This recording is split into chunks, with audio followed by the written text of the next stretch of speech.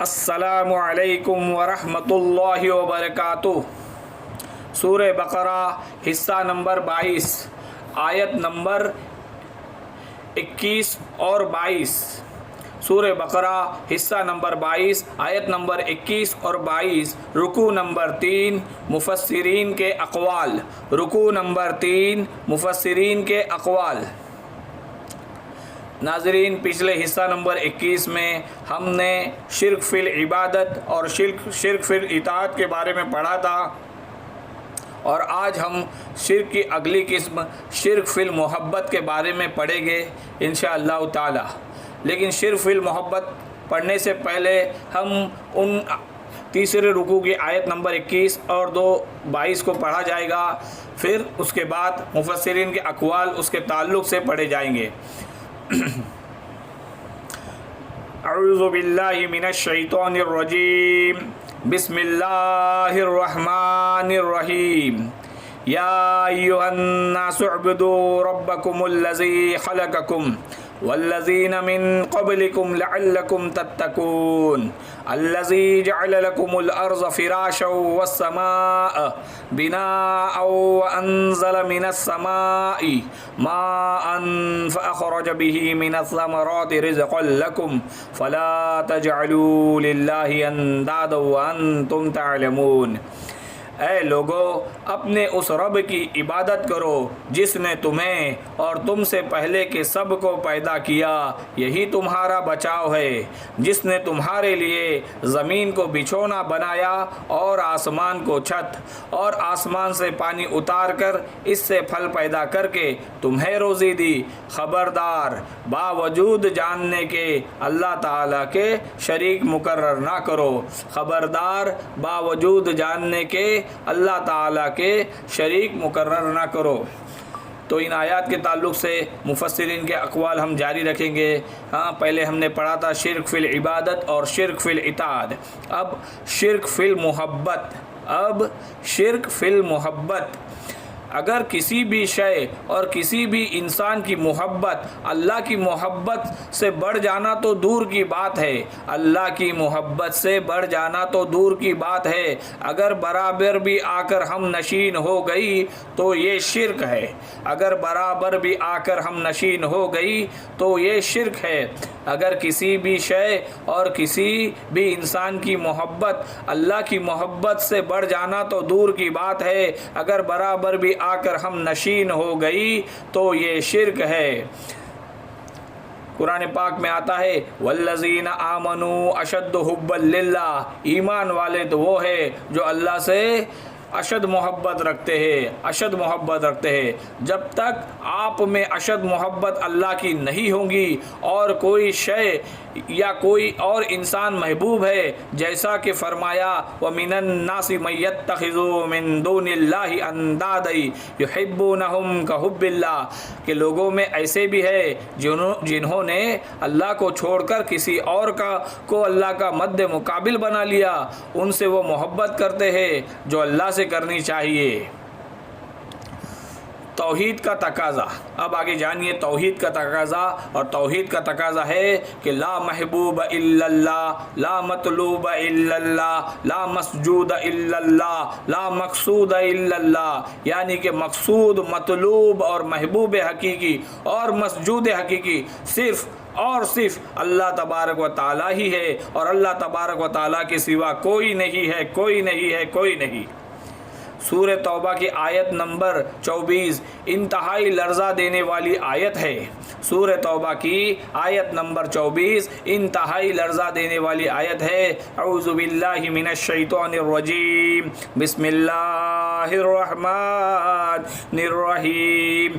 قل ان کان آباؤکم وابناؤکم واخوانکم وازواجکم وعشیرتکم واموال اقترفتموها وتجارة تخشون كسادها ومساكن ترضونها أحب إليكم من الله ورسوله ورسوله وجهاد في سبيله فتربصوا حتى يأتي الله بأمره والله لا يهدي القوم الفاسقين والله لا يهدي القوم الفاسقين صدق اللہ العظیم۔ کہ اے نبی ان کے کان کھول دیجئے اور اچھی طرح سنا دیجئے کہ اے لوگو، اے ایمان کے دعوے دارو، اگر تمہیں اپنے باپ اور اپنے بیٹے اور اپنے بھائی، اپنی بیویاں یا بیویوں کے لیے شوہر اور اپنے رشتہ دار اور اپنے وہ مال جو بڑی محنت سے کما کر جمع کیے ہوئے ہے اور اپنی وہ تجارت جس کی کساد بازاری کا تمہیں اندیشہ لگا رہتا ہے کہ مندہ نہ ہو جائے، اور وہ اپنے محل اور اپنی حویلیاں جو تم نے تعمیر کی ہے جو تمہیں محبوب ہے، اگر یہ 8 چیزیں محبوب تر ہے اللہ سے اور اللہ کے رسول سے اور اللہ کی راہ میں جہاد سے، تو جاؤ انتظار کرو یہاں تک کہ اللہ اپنا فیصلہ سنا دے، اور اللہ ایسے فاسقوں کو کبھی ہدایت نہیں دیتا۔ اے نبی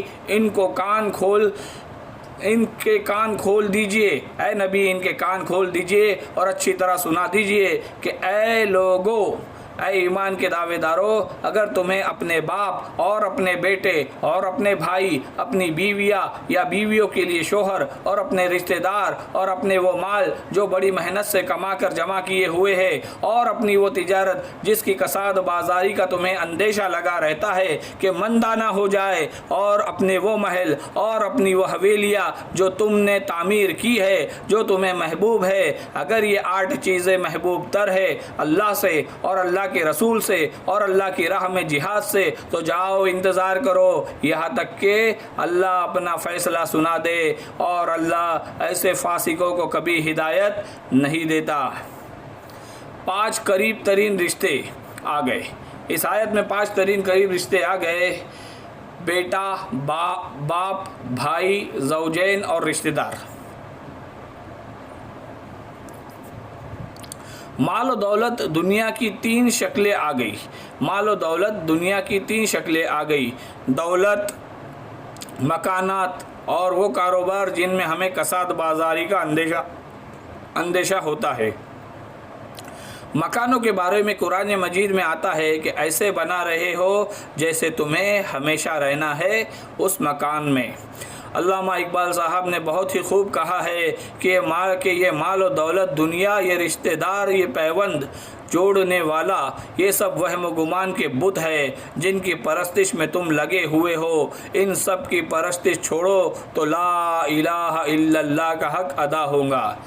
انفرادی سطح پر دیکھا جائے تو اگر ہمیں دولت کی محبت آمادہ کرتی ہے کہ اللہ کی حدود کو پامال کرے، حرام ذرائع استعمال کرے، بس دولت آنی چاہیے، چاہے حلال سے ہو چاہے حرام سے ہو، جائز ہو ناجائز ہو، تو ہماری محبوب حقیقی دولت ہوئی۔ یہ دولت آپ کی معبود بن گئی۔ نبی اکرم صلی اللہ علیہ وسلم نے تو واضح طور پر فرما دیا کہ ہلاک ہو گیا یا ہلاک ہو جائے درہم و دینار کا بندہ، ہلاک ہو جائے۔ اب حضور صلی اللہ علیہ وسلم کے اس کلام کو ہم کلام خبریہ سمجھے یا بد دعا سمجھے، یہی وہ انفرادی سطح ہے، شرک فی المحبت۔ حالانکہ محبت تو عبادت کی جان ہے۔ آج کی دنیا اجتماعیت کے میدان میں پچھلی 1 صدی سے وطن کی بنیاد پر قومیت وطن محبوب ترین شے ہے، یعنی کہ ایسی سوچ کہ جو شے میرے وطن کے لیے صحیح ہے، فائدے کی ہے، وہ میں کروں گا، چاہے وہ غلط ہو، حرام ہو، اللہ کے قانون کے خلاف ہو، لیکن میں تو وطن کے لیے کروں گا۔ یہ وطن پرستی ہے، نعوذ باللہ ثم نعوذ باللہ۔ اس وطن پرستی کے شرک کی ایک نماز بھی ہے، اس وطن پرستی کے شرک کی ایک نماز بھی ہے۔ قومی ترانہ ہو جائے تو قنوت کی حالت میں کھڑے ہو جاؤ، جھنڈے کو سلامی دینا یا کھڑے ہو جانا بھی عبادت کا ایک حصہ ہے، بھی عبادت کا ایک حصہ ہے۔ ابدیت کے اظہار کے لیے کچھ رسومات ہے۔ عبدیت کے اظہار کے لیے کچھ رسومات ہے، ان میں سے ایک رسم ہے قنوت کی، چاہے ہاتھ باندھے رکھو یا چاہے ہاتھ کھولے رکھو، لیکن ذرا جھک کر گردن خم کر کے کھڑے ہو، یہ بھی اپنی عاجزی کا اظہار ہے۔ رکوع سجدہ اللہ تعالیٰ کے سوا کسی کے لیے نہیں۔ علامہ اقبال صاحب نے بہت خوب کہا ہے کہ اس دور میں میں اور ہے، جم اور ہے، جام اور ہے، ساکین بنا کی روش لطف ستم اور ہے، تہذیب کے آذر نے ترشوائے صنم اور ہے، مسلم نے بھی تعمیر کیا اپنا حرم اور ہے، ان تازہ خداؤں میں سب سے بڑا وطن ہے، جو پیرہن اس کا ہے وہ مذہب کا کفن ہے، وہ مذہب کا کفن ہے، وہ مذہب کا کفن ہے۔ وطن کی لکیر کی وجہ سے تم اور ہو گئے اور میں اور ہو گیا، انسانیت منقسم ہو گئی، تقسیم ہو گئی، بٹ گئی۔ جو تمہارے وطن کے لیے ٹھیک ہے وہ تم چاہو کرو گے، چاہے اخلاقاً غلط ہو، اور جو میرے وطن کے لیے ٹھیک ہے وہ میں چاہے کروں گا، چاہے اخلاقاً غلط ہو۔ یہ کون سا دین ہے؟ اس طرح وطن لوگوں کا معبود بنا ہوا ہے۔ اس کو کہتے ہیں آج کے دور کا شرک فی المحبت، آج کے دور کا شرک فی المحبت۔ اللہ تعالیٰ ایسی شرک والی محبت سے ہماری حفاظت فرمائے۔ الحمدللہ ثم الحمدللہ، اللہ تبارک و تعالیٰ کا احسان ہوا کہ ہمارا یہ حصہ بھی پورا ہو گیا ہے، شرک فی المحبت۔ آگے چل کے حصہ نمبر 23 میں ہم پر شرک کی اگلی قسم پڑھیں گے، جس کا نام ہے شرک فی الدعا۔ اللہ تعالیٰ ہمیں کہنے سننے سے زیادہ عمل کرنے کی توفیق عطا فرمائے،